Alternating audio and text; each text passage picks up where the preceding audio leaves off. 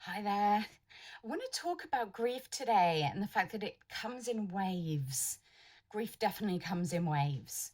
I want to hear your experiences with grief. Don't share anything you're not comfortable sharing, but if you've gone through a loss and you've dealt with grief in waves, let us know because I think we all need to share. We need to be a little bit more honest about how grief affects us and the fact that it is different for everyone. So for me, I'm feeling it today because today would have been my dad's birthday. Dad would have been 69. He died just under 2 years ago, very suddenly. We weren't expecting it. And waking up to that phone call was probably one of the hardest days of my life. There was so much shock to it because we weren't expecting it. With mum died 11 days after dad, and we were kind of expecting it. As my brother phrased it, it was this cosmic joke. We were over here watching mum because mum was terminal. She was doing pretty well, but we knew at some point that was going to come. We thought we had a couple more years with her. And we're over here watching mum and keeping an eye on mum and making sure she's okay and got everything she needs. And dad dies. And we're reeling from that. And then mum dies. And we didn't have a chance to deal with one before the other one happened. And mum died, and 4 days later it was dad's funeral. And from dad's funeral and until mum's funeral, we were just concentrating on dealing with the funerals, the organization, the music, letting people know. And it was just this erratic, chaos filled moment where grief just couldn't happen. Grief was not possible. And of course, I've got kids, and my brother and sister-in-law were also having to work, and my partner was having to work, and there is no moment.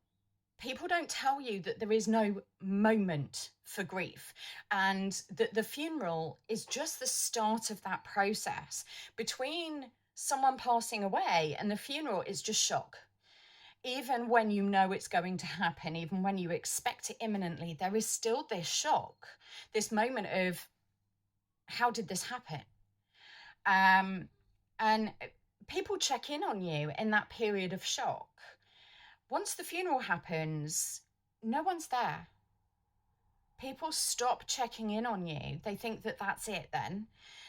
It's this subconscious moment of, yeah, we're done. And actually that it's the start. And the 5 stages of grieving don't happen in the order that people talk about them in. And it's not linear. You can go back a step or start all over again or skip a step. And that grief will hit you in waves, no matter how long it's been. A friend of mine died nearly 5 years ago, and I still miss him. Whenever I cook bacon, if you know, you know. Whenever I cook bacon, I miss him so much. Whenever I think of heating and boilers, I miss him so much. So it is this constant cycle. We don't fill the void that these people leave behind. We learn to live with that void, and we learn to find joy in the moments that they gave us. There's a Jewish saying, and I hope I'm not offending anyone by using it, but may their memories be a blessing. And I love that phrase. I love it. It is so much more comforting than what other people say, which is, oh, thoughts and prayers, or, my condolences. Feels empty. But may their memories be a blessing is beautiful, because the memories I have of those people, of my dad, just they are a blessing. The thumbnail for this is, as soon as my dad found out he was going to be a grandfather, he bought that t-shirt. He was so happy to be a granddad, because I had kids late, and he had not long had a conversation with someone saying it was too late for him to become a granddad. And then I tell him that we're expecting our first child. And, he was like, well, you've just made me a liar. But he loved that T-shirt.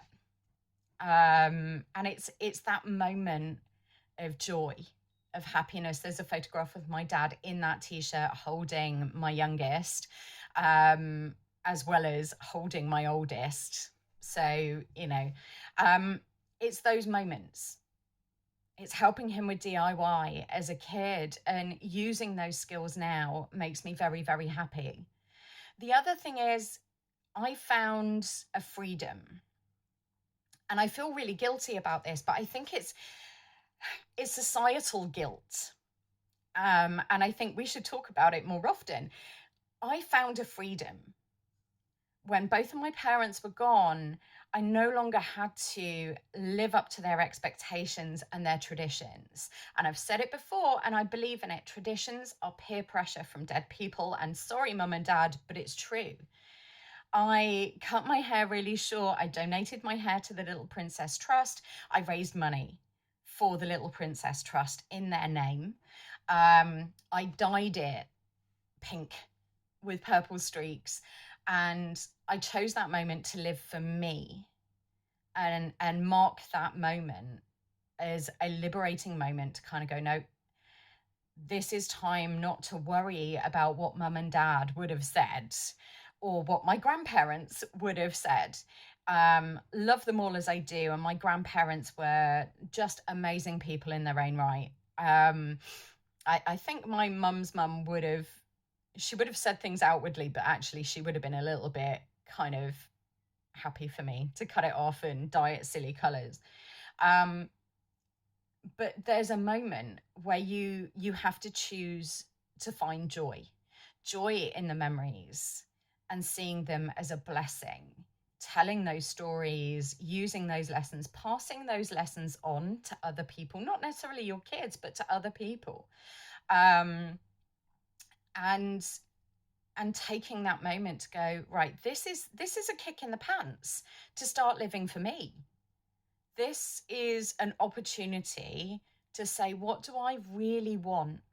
What do I want for me and my family, and what values am I going to take from my relationships with other people, whoever they are, to pass on to my children and to live my life by? And that's what I did. And as awful as it is, if they hadn't have passed away when they did, as young as they did, my mum was 66, my dad was 67. It's no age to lose your life. And if they hadn't have passed away at that point, I would never have started my YouTube channel. I wouldn't have been successful at, or as successful as I have been at following my therapy journey.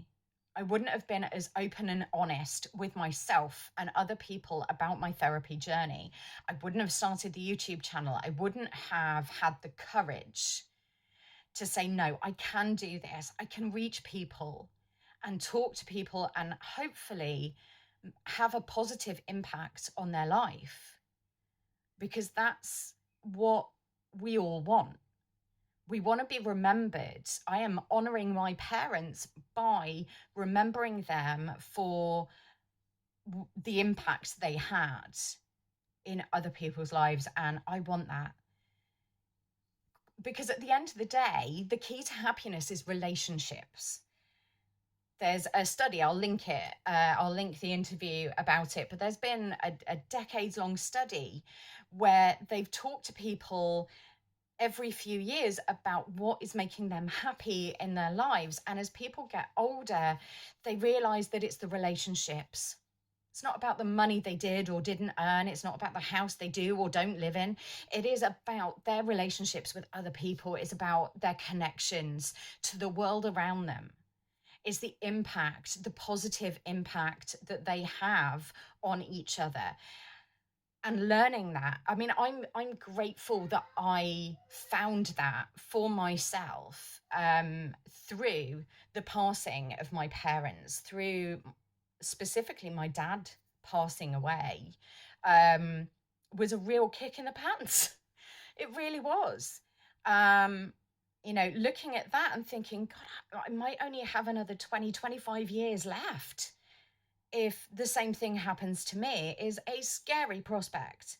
So taking that and going, no, I'm going to turn this into something positive, despite those waves of grief, despite coming to days like today and not being able to phone my dad on his birthday, which I always did. There have been so many things where I've wanted to pick up the phone and call him. And same with my mum. And when that goes away, you have to take a moment and go, no, I'm going to celebrate this moment for me. I did a thing. Doesn't matter what it is. I got out of bed. Go me. It doesn't matter. Take a moment to celebrate yourself. Take a moment to assess what is going to make you happy. What do you want to work towards to find joy in your grief? What lessons are you going to take from the person that has passed away and implement those in a way that is going to honor them and honor your grief?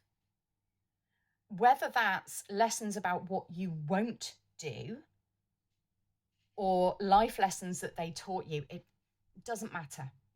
It doesn't matter. Choose happiness and freedom. Take a moment to work out what you want in that moment of shock, because that moment of shock is a really great place to look inward. Why is this shocking? What can I do with it? Grief is awful. It is. But we need time and energy to say, what am I going to do with this? The mark of a person isn't who they are in the good moments. It's who they are in the worst. It's how they move forward in the worst. That's the lesson I've learned. So take that grief in waves. That grief is you looking at what you've lost, but also what you want. Because you can have grief for a life that you thought you were going to have and haven't. What can you do about that? Where can you take that?